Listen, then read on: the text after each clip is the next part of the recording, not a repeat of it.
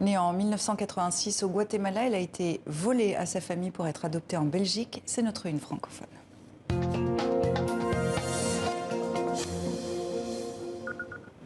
De 1960 à 1996, un conflit déchire le Guatemala. Il fera de nombreux disparus et parmi eux, des milliers d'enfants victimes de trafic à l'adoption, dont vous faites partie.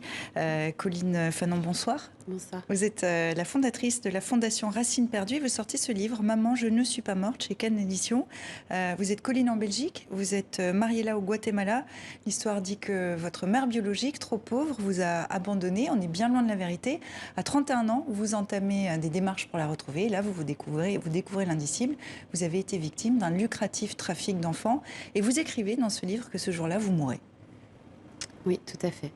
Donc, en repartant à la recherche de mes origines, j'ai découvert une vérité tout autre sur mon adoption. Effectivement, aux yeux de ma mère biologique, j'étais décédée depuis 31 ans.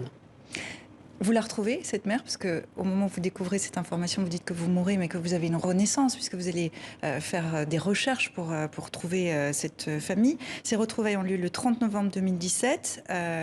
Vous retrouvez votre mère à ce moment-là, vous lui dites « Maman, je ne suis pas morte », c'est le titre de votre livre. Quelques semaines plus tard, vous rencontrez votre mère, votre famille au Guatemala. Racontez-nous comment se passent ces retrouvailles. D'une manière très émouvante. Moi, je reviens avec un prénom, une nouvelle identité, et je récupère une identité qui m'a été volée finalement. Je m'appelais Mariela, je suis née Mariela et j'ai retrouvé toute ma famille. Vous retrouvez votre vraie date de naissance aussi? Tout à fait. Vous avez changé d'anniversaire? Un petit peu. Ça fait partie, ça paraît une question bête, mais ça fait aussi partie de ces petites choses que vous devez caler une fois que vous découvrez cette vérité. Est-ce que vous savez ce qui s'est passé au moment de votre enlèvement?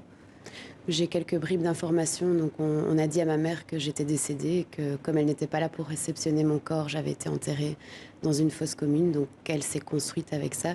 Et moi, d'une manière tout à fait différente, j'ai toujours cru à l'histoire qu'on m'avait racontée d'une maman trop pauvre qui m'avait abandonnée. Donc j'avais considéré l'adoption comme une chance qui au final n'en était pas une. Mmh.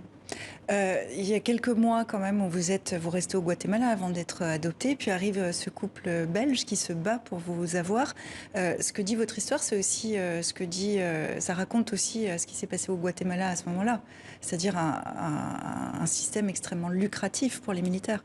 Oui, c'est ça. C'est aussi de pouvoir faire les parallèles entre deux lignes du temps, finalement, et contextualiser dans les années 80, sans réseaux sociaux, qui savait quoi et à quel moment, quels sont les faits. Quand on parle de problèmes administratifs en Europe, on parle d'une arrestation avec des enfants retrouvés, sauvés par la police nationale au Guatemala. Donc, jusqu'où savaient les gens, que savaient les gens et jusqu'où on était.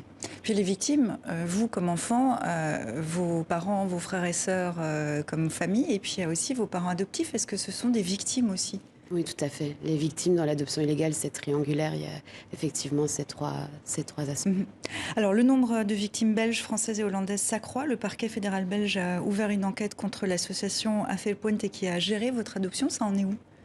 L'instruction est toujours en cours et est diligentée par un juge d'instruction et par le parquet fédéral. Qu'est-ce que vous attendez de la justice? Qu'est-ce que la justice va pouvoir réparer?